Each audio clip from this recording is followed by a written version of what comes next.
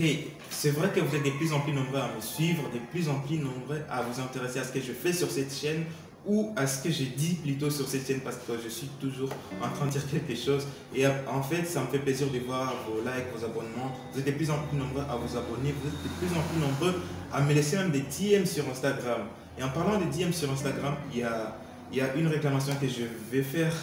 Et en fait, si vous êtes en train de m'écrire sur Instagram, si vous voulez m'écrire sur Instagram, écrivez-moi. Faut pas mais vous voyez, donc vous n'avez pas besoin d'être tellement poli et me vous voyez, donc vous pouvez directement me tutoyer sur Instagram, m'écrire en me tutoyant, c'est beaucoup plus simple et c'est beaucoup plus cool.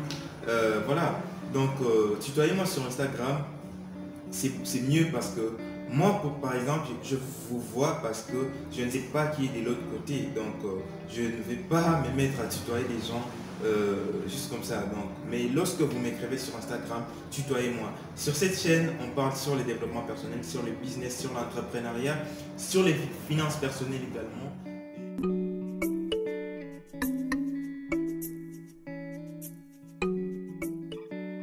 Donné, je me sens comme si je suis passionné du finance personnelle et développement personnel également.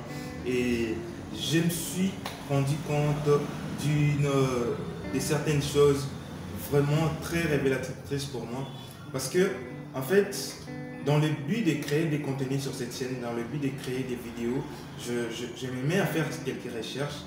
Je me suis mis à faire quelques recherches et je suis tombé sur une réalité que je vais vous partager. En fait, je me suis rendu compte que dans la vingtaine, entre 20 et 30 ans, avant 30 ans disons, les jeunes Africains sont plus riches que les jeunes Américains. Mais ça vient basculer lorsqu'on est dans la trentaine. Et voilà, si on peut comprendre pourquoi est-ce qu'on est les plus riches et pourquoi est-ce que ça bascule, je pense que ça nous sera utile. C'est pourquoi je vous fais cette vidéo. Donc le but de cette vidéo, c'est de nous faire comprendre que dans la vingtaine, on est les plus riches. Et dans la trentaine, ça bascule, les Américains ou les autres jeunes asiatiques ou autres, ils deviennent plus riches que nous. Voilà. À un moment donné, j'étais en train de faire des recherches.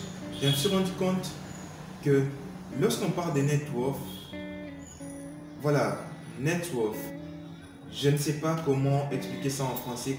J'ai essayé de chercher la traduction du mot en français. Je n'ai pas trouvé les mots appropriés pour expliquer le net worth, mais le net worth, c'est la valeur de l'argent qu'a une personne. Jeff Bezos, par exemple, l'homme le plus riche au monde, il a 147 milliards de dollars. Ouais, 147 milliards de dollars. Et bon, son net worth, c'est des 147 milliards de dollars. C'est pas qu'il a 147 milliards de dollars dans son compte en banque. Non, non, non. Loin de là. Il n'a pas 147 milliards de dollars dans son compte en banque. Donc, pour connaître son net worth, il y a un petit calcul simple que tout le monde peut faire. C'est pas seulement les milliardaires qui peuvent avoir des net worth. Même moi, j'ai un net worth. Même vous avez un net worth. Donc, vous pouvez les calculer même dès maintenant lorsque j'aurai donné la formule très simple pour calculer votre net worth. Voilà. Pour calculer son net worth, par exemple, à Jeff Bezos, il a des actions dans des entreprises. Il possède une entreprise, il possède des biens immobiliers, il possède des entreprises plutôt.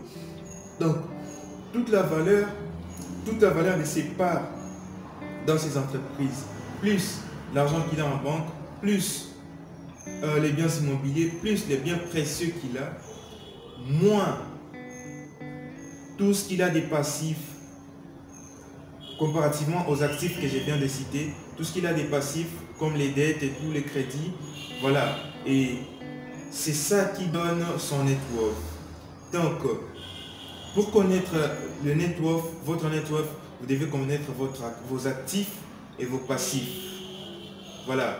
Et là intervient deux mots un peu plus complexes quand il s'agit des finances personnelles parce que les définitions du dictionnaire sur ces mots-là peuvent amener à la confusion lorsqu'il s'agit des finances personnelles. Plus simplement, en finances personnelles, un actif, c'est tout ce que vous fait gagner, de la valeur, par exemple.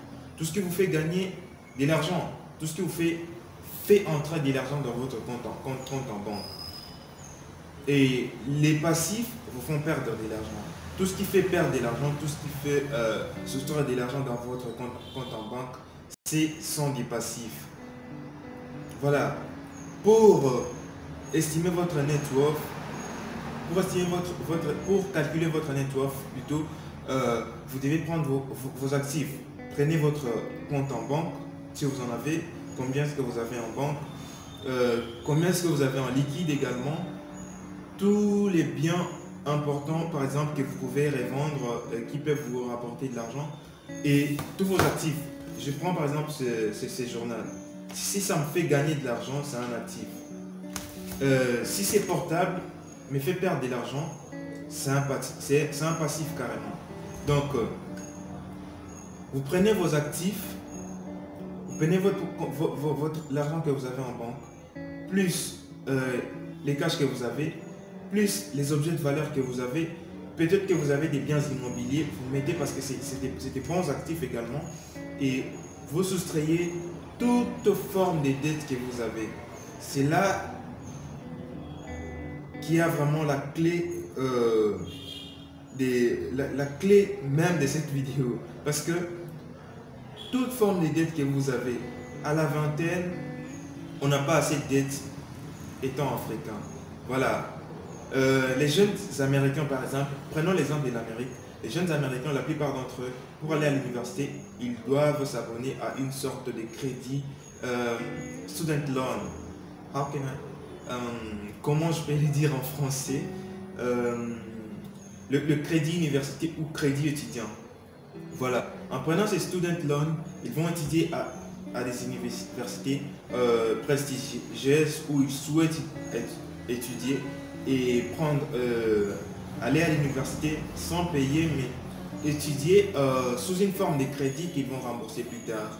Et lorsqu'ils sont dans la fin de leur vingtaine, ils ont un crédit universitaire qu'ils ont pris pour étudier, pour se former au sein des universités, et qu'ils auront à rembourser lorsqu'ils vont commencer à déployer ces services au sein des entreprises. C'est là que leur net worth devient négatif. Voilà. Parce qu'à la vingtaine, nous tous, on n'a pas assez d'argent, qu'on soit africain, qu'on soit américain. Donc, les average people, donc les gens normaux, bon, la plupart des personnes, disons, ils n'ont pas assez d'argent dans leur compte en banque ou tout. Ils sont en train de commencer la vie professionnelle, en fait. Donc, on n'a pas assez d'argent. Dans la vingtaine, on est presque pareil.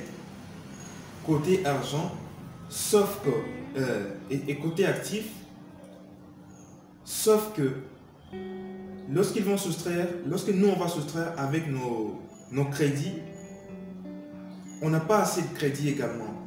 Parce qu'on n'étudie pas par crédit. Il n'y a pas vraiment ce genre de système de student loan en Afrique implanté dans beaucoup de pays africains. Je ne pense pas, dans mon pays, il n'y en a carrément pas. Voilà.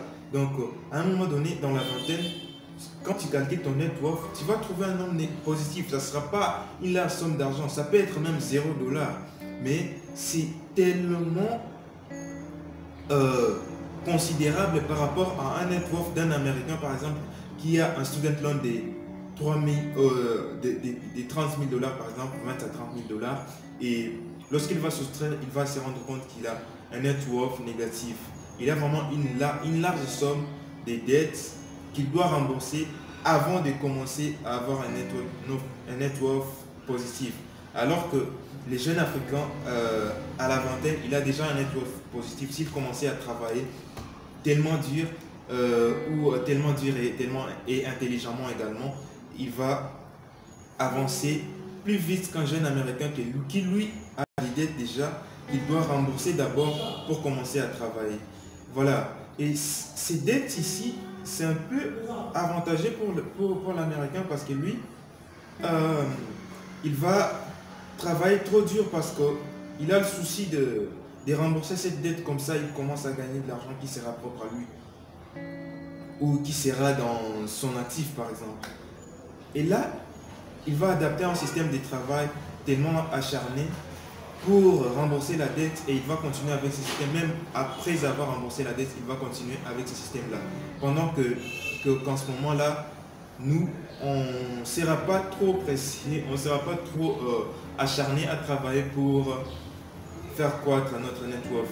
Et c'est là que ça vient basculer dans la trentaine ou après la trentaine où les Américains, ils ont un net worth positif pendant que le jeune Africain, il aura un net worth, il a un net worth très bas, pendant qu'un jeune Américain, il a un net worth globalement très élevé par rapport au net worth d'un jeune Africain. Voilà. J'espère que cette vidéo vous a été utile et que vous avez pu comprendre quelque chose par rapport à tout ça. Si elle vous a été utile, laissez-moi un like. S'il y a des questions sur ça ou sur d'autres sujets, écrivez-moi, laissez des commentaires ou laissez-moi des DM sur Instagram. Abonnez-vous si vous êtes nouveau et on se voit plus tard pour une prochaine vidéo. Peace.